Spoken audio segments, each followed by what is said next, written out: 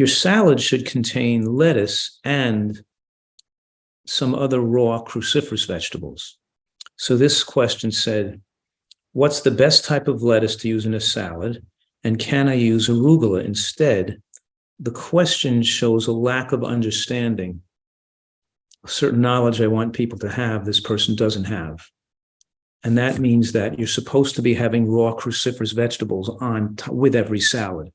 And raw cruciferous vegetables are cabbage, arugula, watercress, bok choy, kale, Brussels sprouts. We're supposed to be having arugula purposely in the salad. And we're also supposed to be having lettuce. The cruciferous vegetables is one part of your salad, and the lettuce is another part of your salad, and you're supposed to be having both types.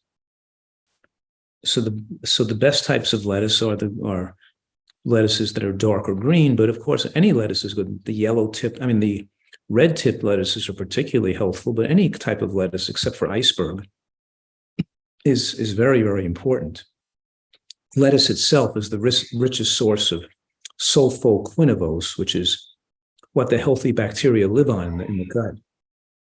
It's a primary food for humans. It's a primary necessary food for humans, like the panda bears live on bamboo shoots, and their whole body is designed to function normally if they eat bamboo shoots. And the human body, the primate body, is designed to be functioning on lettuce.